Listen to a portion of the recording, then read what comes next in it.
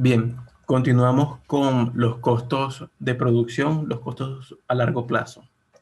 Eh, en el video anterior estábamos comentando sobre las relaciones entre las isocuantas y los isocostos.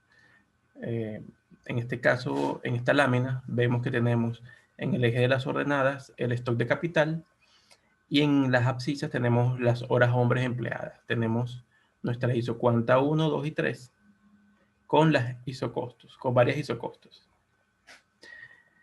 Pues bien, los puntos en donde las isocuantas se hacen tangente a las isocostos, los puntos A, C y D, que son los puntos óptimos, los llamamos la senda de expansión. Esta senda es la que nos indica hacia dónde se dirige la minimización de los factores a través de la demanda de, la minimización de los costos a través de la demanda de factores. Vamos a ver un momento aquí el libro de Nicholson. Okay. Fíjense, tal como lo dice Nicholson. La senda de expansión de la empresa es la recta donde se ubica el conjunto de puntos de tangencia que minimizan los costos. En este caso, la empresa se está dirigiendo a una composición, digamos, casi equitativa entre trabajo y capital. Pero en algunas ocasiones, creo que aquí lo tienen. Ok, en este caso podemos ver que la empresa empieza a utilizar trabajo y luego se dirige hacia una intensificación del uso del capital para incrementar la producción. Pasa de la isocuanta Q1, Q2, Q3 y Q4 y se intensifica en el uso del capital. Entonces, la senda de expansión nos indica cómo se están demandando los recursos para minimizar los costos de producción. Puede ser intensificando la producción en trabajo, en mano de obra, o intensificando la producción en capital. Adicionalmente, en el largo plazo, tenemos una curva de costos totales de largo plazo, y esta curva de costos totales de largo plazo se compone de los puntos mínimos del costo medio, del costo total medio de corto plazo, que es el punto donde la curva de costo marginal la intersecta. Fíjense que en este punto, donde se hace mínimo el costo total medio de corto plazo, coincide con un punto tangencial de nuestra curva de costo total de largo plazo. Si esto lo evaluamos en diversos periodos, es decir, tenemos una curva de costos para una capacidad instalada 1, 2 y 3, estas curvas de costos se harán mínimas en un punto en el que sea tangente con la curva de costo total de largo plazo. Si pasamos una capacidad instalada 1 a una capacidad instalada 2, el costo total se hará mínimo en un punto en el que será tangente con la curva de costo total de largo plazo. Esto hace que nuestra curva total de largo plazo sea una curva envolvente, es decir, ella envuelve los puntos mínimos de las curvas de costos de corto plazo. Y así es como se compone. Si nos fijamos en la lámina, creo que es la 17, exacto, la 17, vemos que, que el costo total de corto plazo se hace tangente a la curva de costo total de largo plazo y a partir de allí crece en mayor proporción. Esto es a consecuencia de que los costos se incrementan porque para incrementar los niveles de producción se requiere el uso de en una mayor proporción del trabajo y ya se ha saturado el capital, que es lo que ha ocurrido acá.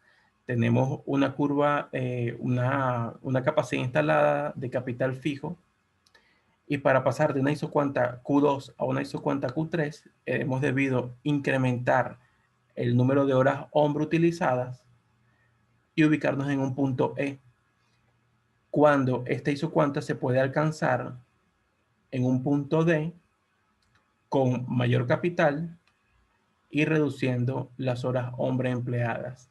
Este punto D es tangente a una isocuanta que es inferior a una isocostos, sería tangente, este punto D es tangente a una isocostos que sería inferior a la que cruzaría en el punto E. Por lo tanto, se está siendo ineficiente en el uso de recursos, lo que implica que sería más costoso. Por eso, en el corto plazo, luego de ser tangente la curva de costos de corto plazo con el largo plazo, se empieza a crecer de una manera más que proporcional a la de largo plazo. Entonces, así obtenemos nuestra curva de costo total de largo plazo, envolviendo los puntos mínimos de las curvas de costos totales de corto plazo. Esto significa que la curva de costo total de largo plazo tiene las mismas relaciones con las curvas de costo medio. Es decir, tengo una capacidad instalada 1 con una curva de costo medio para esa capacidad instalada que se hace mínimo en un punto donde la curva de costo marginal de corto plazo para esa capacidad instalada lo intersecta. De igual manera para una capacidad instalada número 2 y para una capacidad instalada 3. Tenemos entonces una curva de costo medio de largo plazo que se hace mínimo en un punto donde el costo marginal de largo plazo la intersecta. Pues bien, la curva de costo medio de largo plazo es tangente a las curvas de costo medio de corto plazo para todas sus capacidades instaladas. La diferencia es que en una capacidad instalada 1, mi costo medio de corto plazo se hace mínimo en un punto donde es tangente, perdón, donde lo corta la curva de costo marginal de corto plazo, pero es tangente a la curva de costo medio de largo plazo en un punto más hacia la izquierda, no en su mínimo. De igual manera, en una capacidad instalada 3, el mínimo se hace, la curva se hace mínima en un punto donde el costo marginal la intersecta. Sin embargo, es tangente a la curva de costo medio de largo plazo en un punto más a la derecha que el punto mínimo. Aquí en realidad el costo marginal debería pasar más hacia acá. Eso creo que es un error de dibujo en realidad. Solo en la capacidad instalada 2, donde la curva de costo medio de corto plazo se hace mínimo en un punto donde la intersecta la curva de costo marginal de corto plazo, en este punto es tangente con la curva de costo medio de largo plazo, que igualmente es intersectada por la curva de costo marginal de largo plazo. Es decir, solo hay un punto donde la curva de costo medio de corto plazo es mínimo tanto en el corto plazo como en el largo plazo, que es acá en el punto A.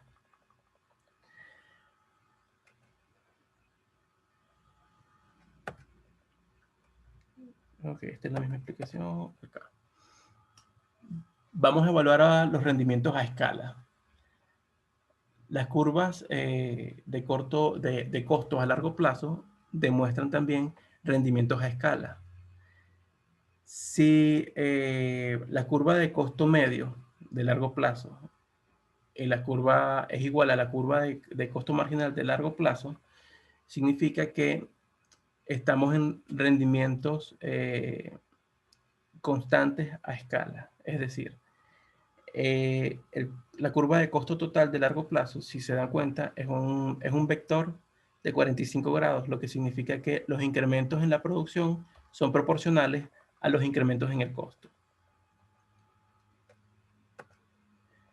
Cuando mi costo marginal de largo plazo es creciente, por lo tanto mi costo medio de largo plazo es creciente, estamos en rendimientos decrecientes, lo que significa que para aumentar la producción debo incrementar en mayor proporción mis costos. Y tenemos rendimientos crecientes a escala cuando mi costo marginal está decreciendo, al igual que mi costo medio de largo plazo.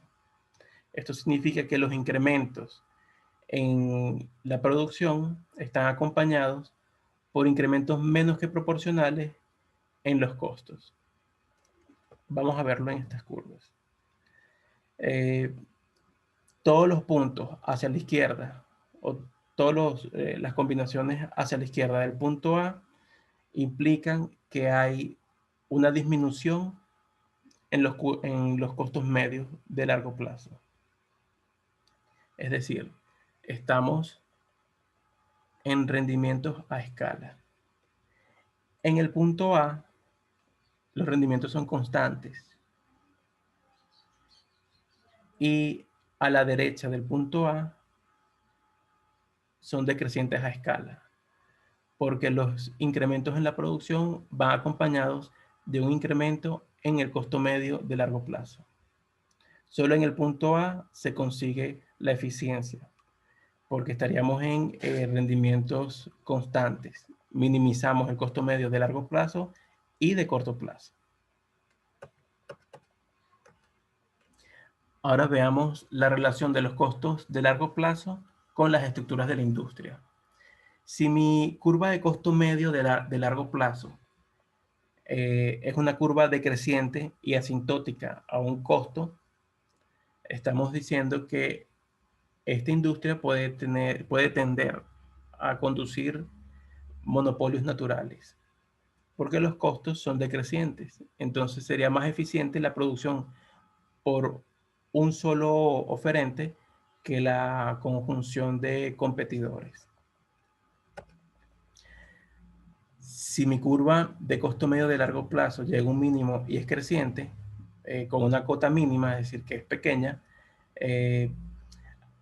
estaríamos hablando de mercados concentrados. Es decir, cuando hablamos de cota mínima, estamos hablando de que la cantidad de producción puede ser relativamente pequeña para las capacidades instaladas de la industria. En este caso, pocos productores podrían satisfacer el mercado llegando a un nivel de producción eficiente, de escala mínima eficiente. La escala mínima eficiente sería ese número de productores que llegarían al punto mínimo de su costo medio de largo plazo.